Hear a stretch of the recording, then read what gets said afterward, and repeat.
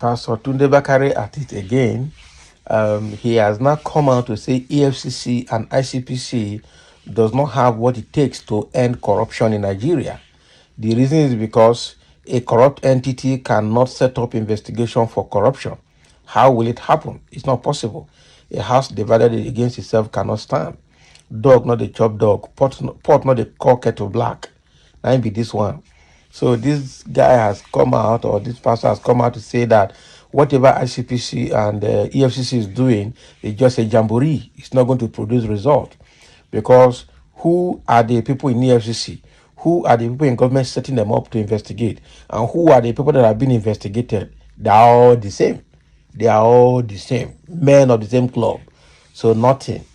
That's what he's saying. The only way this will happen is when people are, people are genuinely honest to themselves and to the service of the nation. And that is only when corruption can end. And how will it end? How will these people be genuine in their intentions, okay, and be honest for once? They will never be. They have seared their conscience with hot iron, according to the Bible. So let's dive into the details to get more from what Tunde Bakare is trying to say. EFCC, ICPC can't end corruption in Nigeria, Pastor Tunde Bakare says. So the General Overseer of the Citadel Global Community Church, Pastor Tunde Bakare, has said the Economic and Financial Crimes Commission, EFCC, and Independent Corrupt Practices and Other Related Offences Commission, ICPC, can't end corruption in Nigeria. Bakare spoke at the Men's Symposium in honor of Pastor Chinedu Ezekwesili's 70th birthday in Abuja on Friday. He disclosed that the antidote to corruption in Nigeria is when the sons of God start manifesting righteousness. So according to Bakare, there are many theories about how to end corruption in Nigeria. EFCC can't do it, ICPC can't fix it.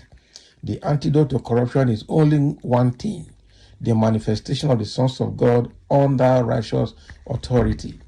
Setting up a committee to investigate corruption by corrupt individuals who cannot execute it is a waste of time.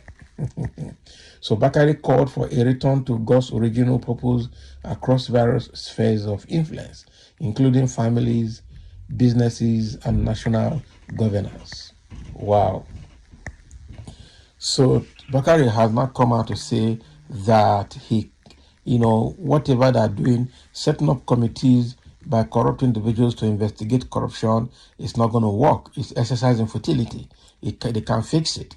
Because even the people that are setting up the committee, they know the truth in their mind, that even they themselves setting up the committees for investigations, whether it's executive committees or National Assembly committees or whatever, they're all fake. We can imagine, a good example is when Akpabio was the director of NDDC, and this man, the current Minister of Interior, Tunjojo, was the head of the panel to investigate the allegations on NDDC. And when the investigation started, and there was a presentation to the National Assembly that ended. That was when we started hearing the story of off your mic. Okay, and since then till today, nothing happened. Nothing happened. So how can this be? How can the EFCC say they have a case against Akpabio and Akpabio is their Senate president? How can they have a case against Orji Okalo and then they freed him and then they put him, he's still a senator? So all of these things that I'm talking about, they can't fix corruption in Nigeria.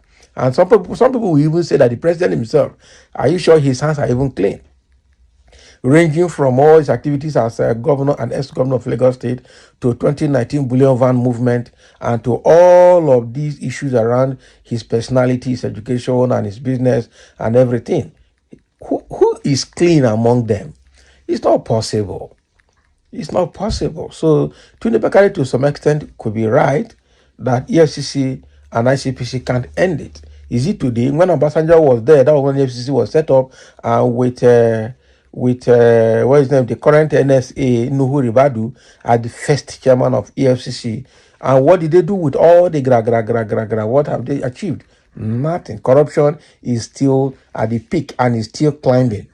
So I think I don't know how we're going to end corruption in Nigeria. It's just going to be a very difficult one. I tell you the truth, very difficult one. And people are already reacting here. Somebody is saying in the comment section, I beg to differ. How are the European countries and US able to stamp corruption or stop corruption in their countries? Okay. Has our Lord Jesus Christ manifested himself in those countries? Corruption will go down drastically when the rule of law apply to everyone without fear or favor and effectively. Okay. Also, when there is fair, equitable distribution of wealth. Also, when there is fair, equitable distribution of wealth. Okay, that is what somebody else is saying there.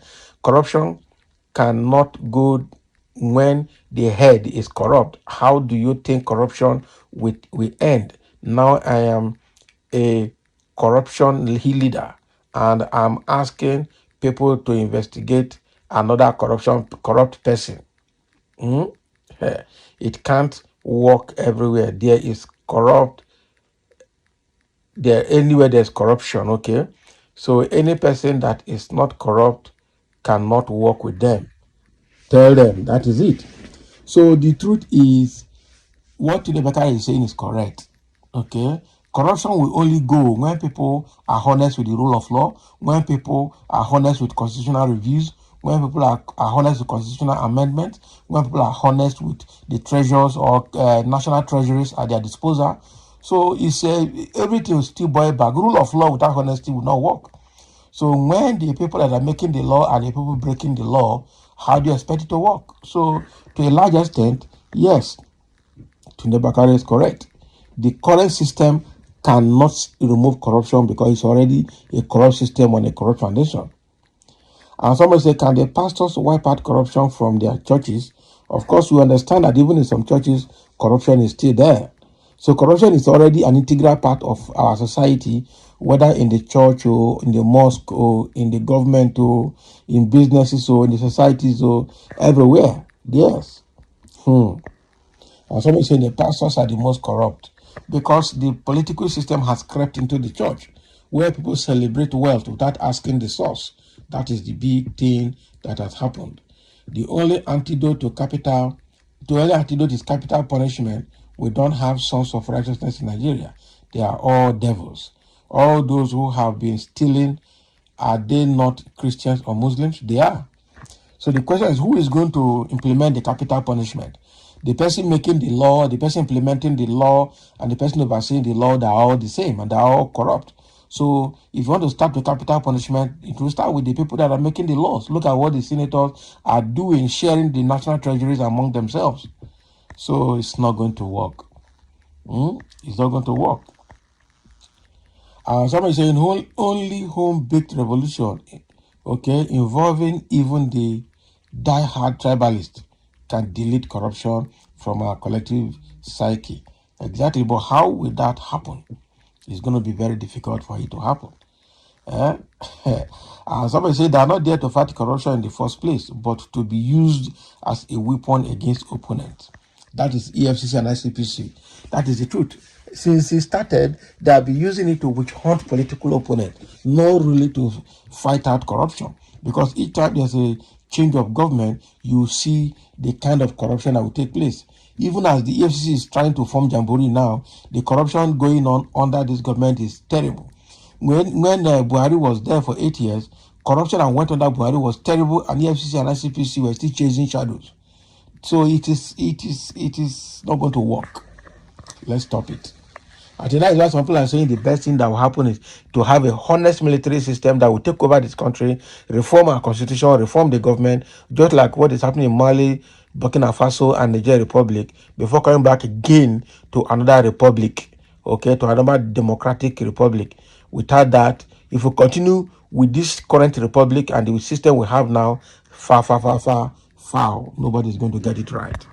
So thank you for listening, and let's have your comments.